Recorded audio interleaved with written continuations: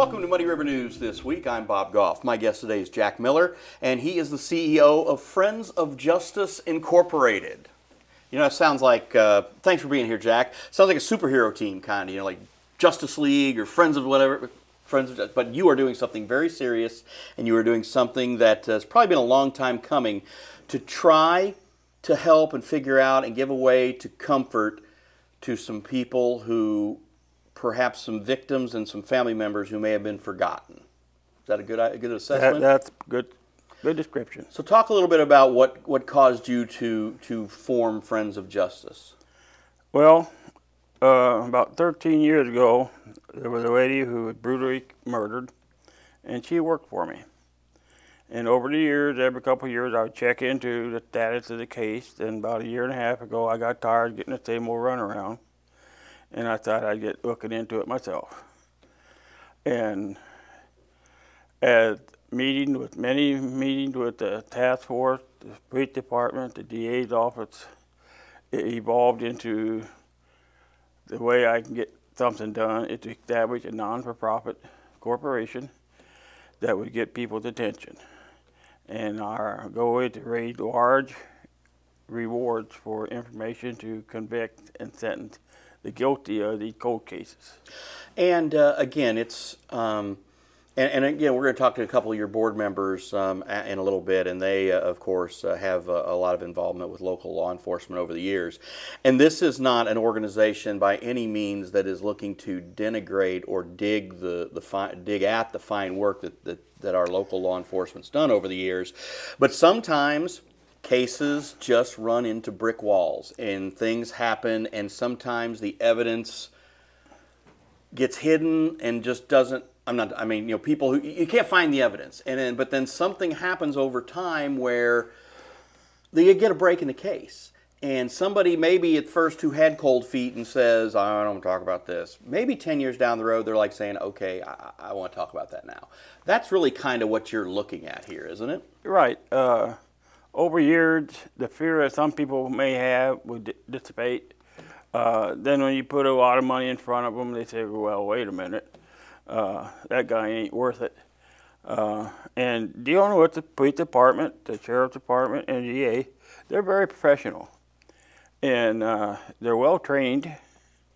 And it's just fact they're limited to what they can say because nobody wants to jeopardize the case. And but once I formed a non-for-profit, and I have to say I got a couple of good board members. They got a lot of experience in the law enforcement, and they're recognized. And between those two, me forming a corporation, all of a sudden, the law enforcement agencies are really behind it, and they're looking forward to it. Yes, you've submitted to us the letters of support that you've gotten from all the local law enforcement agencies and the state's attorney's office. And you and I had this discussion probably a year or so ago, and and you were really in the infancy stage of this, and I said, well, when you get something concrete put together, let's talk about it. And here we are, because what you've got now is certainly concrete. Friends of Justice Incorporated, a non-for-profit. And, while this centered and started off on your desire to find justice for Nancy Streitmatter, this changed, and now you've got some other cases that could potentially be looked at. Right. We're doing Mr. Green. There's 5 altogether, and we've already got some pretty good size commitment to help get things going good. Well, and again, I think it's just it's a wonderful idea. To try to do this and to get the publicity out and try to see what can be done to try to solve some of these cases. Again, and you've got some seed money and you're looking for some more funds to kind of help with the investigative process. Yeah, and these rewards are going to run between $20,000 to $25,000. So we're not talking $1,000 or $1,500, right, stuff like that. It's going to be worth people's while to come out of the whatever they're in, shell, say, hey, let's go ahead, let's get the money at least. No doubt about it. Well, I'll tell you what, again, I thank you for doing this and for taking the time to do this. I'm gonna talk to kind of the nitty-gritty details and some of the background of some of these cases with a couple of your board members here. Oh, but by thank all you means. for stopping by. Yeah. All right. I mean, With they're pretty smart boys. We'll find out, that's for sure. Of course, hanging around with me, you got to wonder, okay? We'll be right back. Okay.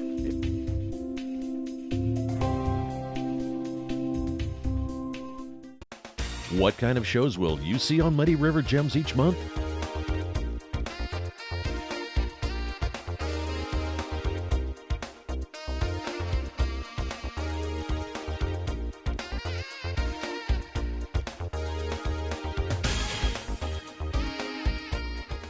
The same award-winning storytelling from Mark McDonald and crew that you enjoyed for nearly 20 years on PBS. Muddy River Gems with host Mark McDonald. A new episode every month online from Muddy River News.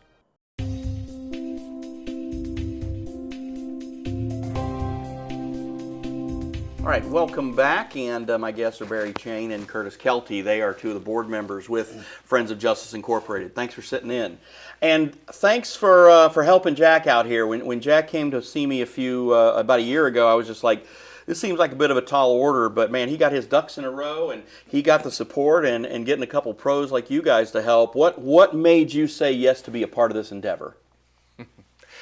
I guess. I was approached, I guess, through the state's attorney's office to look for people to help Jack on the board, and when it was kind of honestly a new concept for me, and it just seemed like the right thing to do to make sure that citizens can potentially get resolution on a violent crime case. Barry is, of course, a member of the Police and Fire Commission, and Curt, he's a retired QPD officer and still with the school district? No. Or you've retired from that as well? No, I left there a little over a year ago. I'm the chief of police out of Johnwood now. Oh, that's right. I forgot you had done that. So, but you, but I think with that, you were on QPD when these cases that we're talking about happened. Yeah. And I'm going to run through them real quick, just the list. We talked about Nancy Streitmatter, of course. There was also Dennis Green. That happened in 2019, and that happened on South 13th. Clyde Jackson, that was in 2008, and he was killed at Nick Curtis at the Cedar Creek Apartments. And then back in 2005, Antoine Hunt was shot and killed in an apartment on North 5th. So while you don't have an intimate detail on this, you know, as a retired police officer, all of the work and effort that has to go into these cases, and it's frustrating when you guys can't make that connection to get that case solved or get that enough evidence to the state's attorney's office to say we got to go with this. Yeah, it is. It's really frustrating, and it's one of those things where those are high-profile cases, and you want to do a good job for the victim, for their memory. You want to do a good job for the family so that they get some resolution from it, and then of course, just as a matter of fact, it's our job to solve cases, and so you want to be able to do that, especially in something important like that. So, Barry, if somebody wants to get involved with Friends of Justice, because you guys are offering some substantial rewards if people will come forward with information on this, how does someone get involved? Right. That's good. Three ways. They can come into us through our email address, through Jack Miller's contact information, and then through our mailing address that we have. So all that will be available. And the other thing to remember is that these donations can come in all shapes or sizes. Amounts to be determined, amounts that are provided to us in various ways: cash order, money, check. And the other, maybe most important, is that if a member wants to remain anonymous, they can certainly do that.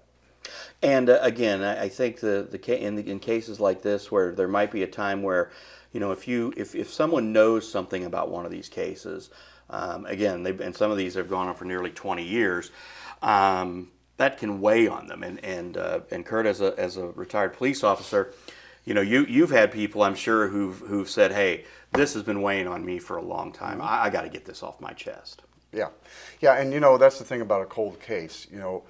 Generally, in a case, you're going to develop a list of suspects. You're going to gather evidence. You'll get physical evidence. You'll get witness testimony, that sort of thing. Case goes cold because they just don't have enough to prove it. A lot of times, you have a good idea who committed the crime, but you just don't have enough evidence. And with a cold case, you're not going to be able to go back to the crime scene and get more physical evidence. So you have what you have there. And a lot of these cases, from what I've seen, are solved when you can either develop a new witness or an old witness who was maybe reluctant at the time and didn't want to come forward and say, give details, and you can develop that kind of information to help solve the crime. So that's kind of what our goal is here, is on that end of things.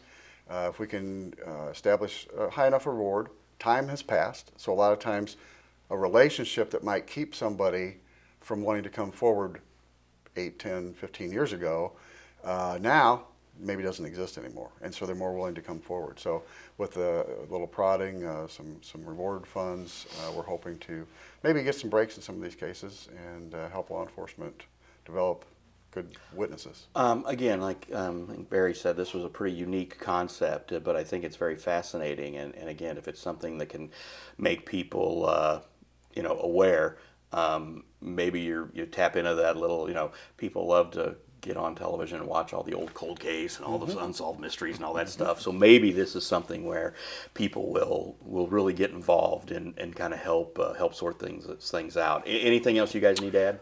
I thought was interesting this morning on news was that Iowa is actually generating a whole cold case program for the state of Iowa. So I think our timing is good. I think three things, and anything that we can do to make sure that we enhance public trust in terms of solving a violent crime is good, very good. Secondly, if the perpetrator is still out there, we don't want them to commit additional acts, and that's potentially a challenge for all of our local law enforcement.